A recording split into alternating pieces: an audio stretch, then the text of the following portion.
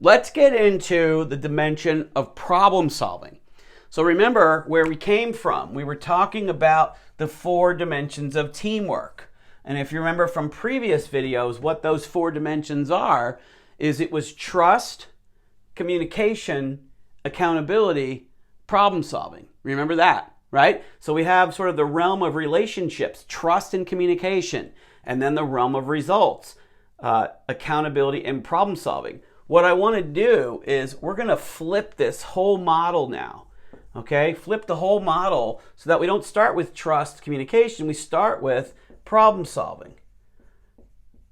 And I think this is a pretty cool idea, because what I want you to kind of see here is that you're going to notice that the level of degree of problem solving you can do with your team is really rooted in the quality of the relationships you have with your people. And think about that for a moment. Just think about that. Is that true? I mean, it's really true, right? So if you have a good relationship with someone, if you have good communication with someone, if you have good trust with someone, then that someone is going to want you to be successful. They're going to want you to win. They're going to want you to be to accomplish. So they're going to give everything they've got, right? Where conversely, let's say that you have kind of not so great relationships with people. Well, they're not going to really care about the results that you get or don't get, because they don't care about you, right? I hate to be blunt, but it's the truth. So one of the things I want you to get out of this entire series on the leadership space and the 4 dimensions of teamwork is the quality of the relationships you create in your life with the people on your team is directly correlated to the quality of the results and the speed with which you get results, particularly in the domain or dimension of problem solving.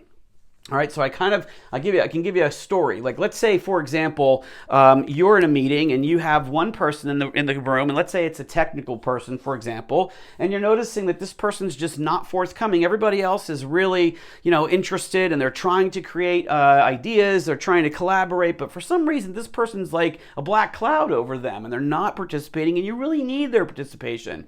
And in the back of your mind, because you're self-aware, you've started to think, well, what's going on for let's call him Greg, for example. No offense to any Gregs out there, but, in my chapter I had written about problem solving, I'd used this example. You remember that there was an office party a couple months earlier, maybe a month earlier, and, you were talking with your buddies and on your team and your teammates and your boss, and you're drinking and having a good time, and Greg came over, and he was trying to integrate into the group, but you didn't mean to, but you kind of ignored him. You didn't really bring him in. You didn't really talk to him. You didn't give him space. And so now you're thinking, I wonder if maybe in the back of his mind he's annoyed with me because he feels like I don't respect him, or I don't care about him, or I didn't include him.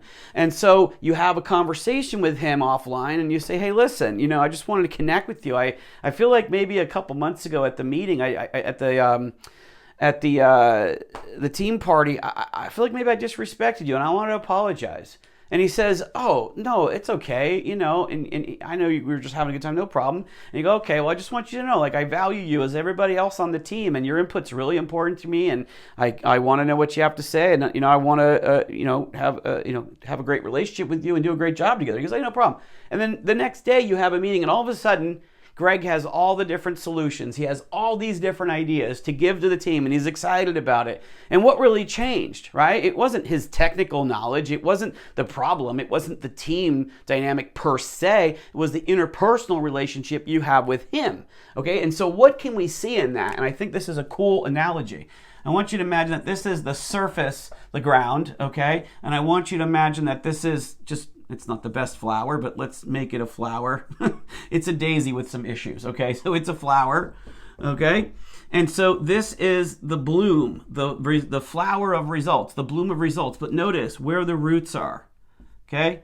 The roots are relationships.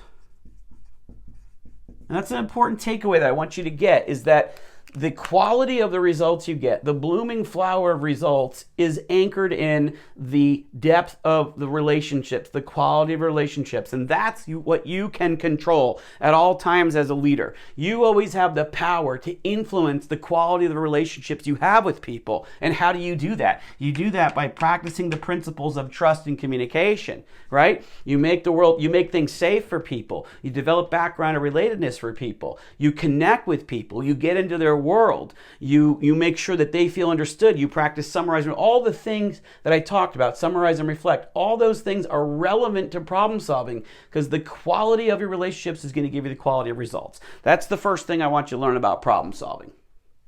Maybe we just